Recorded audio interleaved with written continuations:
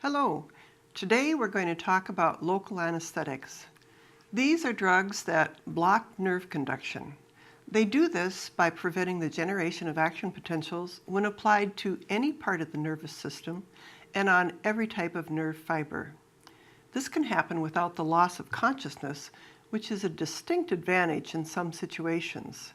So, in what type of situation might you use local anesthetics? Well, in the emergency room, you'll need them for suturing cuts and lacerations or for cleaning small wounds. In dermatology, you'll use them for taking biopsies and treating cutaneous pain.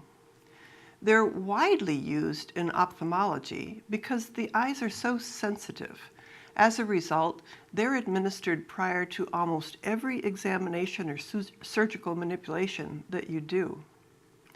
In small animals, they're frequently used in surgery, and in oncology, they allow you to do simple superficial lumpectomies, especially in large animals. Also, in large animals, you can use them for dehorning, for standing surgeries, to diagnose and treat equine lameness, and for claw removal. What are the different types of local anesthetics that are available? They fall into two categories. They're either amides or esters. The prototype amide is lidocaine. Lidocaine, mepivacaine, and bupivacaine are all widely used in a variety of situations in both large and small animals.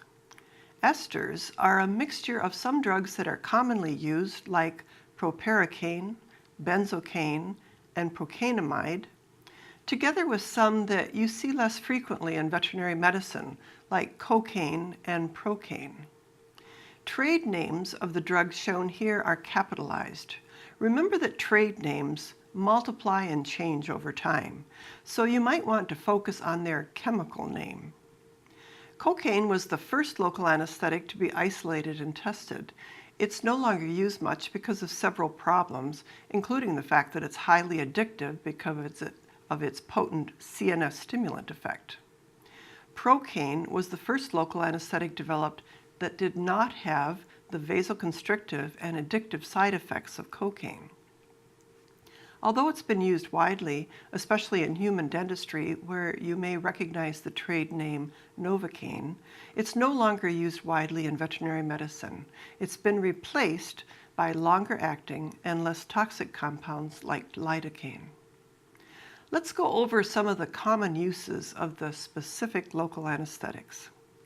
Lidocaine can be either injected locally for its anesthetic effect or as an IV drip as a second-line drug to treat ventricular arrhythmias. Lidocaine is the most commonly used local anesthetic. It's lidocaine and prilocaine that are the two active ingredients of EMLA cream. Mepivacaine can be used for the diagnosis and treatment of horses. Bupivacaine is even more potent and longer acting, and for this reason may actually be a cardiovascular and neurotoxic risk. Proparacaine is an ester that's used in ophthalmology. It's commonly used for corneal ulcer cauterization or foreign body removal. Benzocaine is in many over-the-counter preparations in both human and veterinary medicine. Benzocaine has poor solubility in water, so it's used in ointments where it can be applied topically with little toxicity. Procainamide is simply an amidated version of procaine. Procainamide can be infused as an IV drip for its ability to treat supraventricular tachycardias. So what do ester and amide type local anesthetics look like, and why is that specific linkage important? Local anesthetics are relatively small molecules.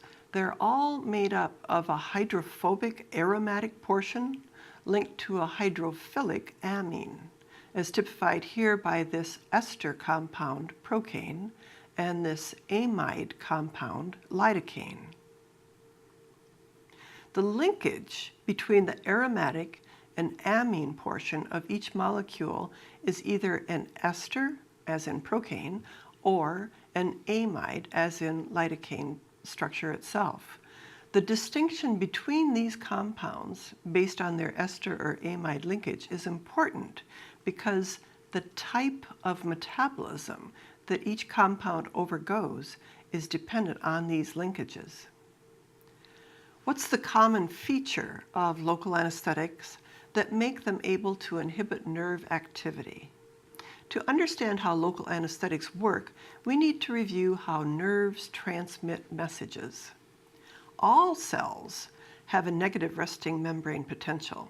The inside is negative, largely due to intracellular proteins that can't penetrate the membrane and always remain inside. However, positively charged sodium ions are actively pumped out and remain outside because the membrane itself is impermeable to these ions. So the resting membrane potential of many cells is maintained by the impermeability of their membranes to sodium, together with the constant activity of the sodium pump extruding sodium. Local anesthetics have no effect on this resting membrane potential. They only impact excitable tissue like nerves and muscles. What's unique about nerves and muscles that have excitable membranes and that are sensitive to these local anesthetics? The answer to this is that in addition to sodium pumps, nerves and muscles have sodium channels that are responsible for their excitability. We know that sodium channels are closed when the cell is at rest. Depolarization of the nerve opens the sodium channels, allowing the sodium to suddenly flow into the cell following its concentration gradient. Local anesthetics block sodium channels, blocking this rapid influx of positively charged ions into the cell. They do this by binding to sites on the inside of the cell and specifically on the inside of the sodium channels themselves. This graph shows that in the resting state, the inside of the cell is maintained at a negative potential of about minus 70 millivolts. When activated, the intracellular charge goes from negative to positive, reflecting the influx of positively charged sodium into the neuron. This change in intracellular charge then triggers events that lead to repolarization of the neurons, so the charge decreases again to an even more negative value during the recovery period. This prevents another depolarizing event from happening too quickly. So in summary, the effect of local anesthetics is to prevent the depolarization of the nerve by blocking the flow of sodium through the sodium channels. They do this by binding to receptors located on the inside of the sodium channel, preventing the channel from opening. If we were designing a local anesthetic or considering buying a new one from our local drug rep, what characteristics might you want to consider? First, you almost always need a drug with a rapid onset of action. You also need a duration of action that's sufficient to perform a particular diagnostic or surgical procedure. The drug should not be irritating or damaging to the tissue, and the effect it produces should be reversible. It's very unusual that you need a permanent anesthetic effect. You want the drug to be non-addictive. You also need the drug to have a low toxicity, both locally and systemically, because it'll eventually be absorbed from the site of injection into the rest of the body. Finally, and probably most importantly, the drug should be selective for pain fibers. This is true for most currently available local anesthetics.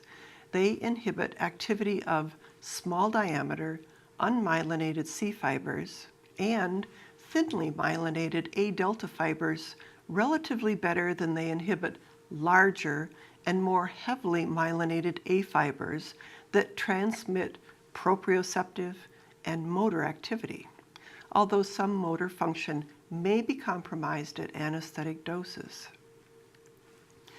Many different procedures have been used in the past to inhibit pain in small areas of the body. The limitations of these more primitive forms of local anesthesia illustrate the advantages that local anesthetics offer. One way to inhibit nerve transmission is by the application of ethyl chloride, or ice, to the surface of the skin.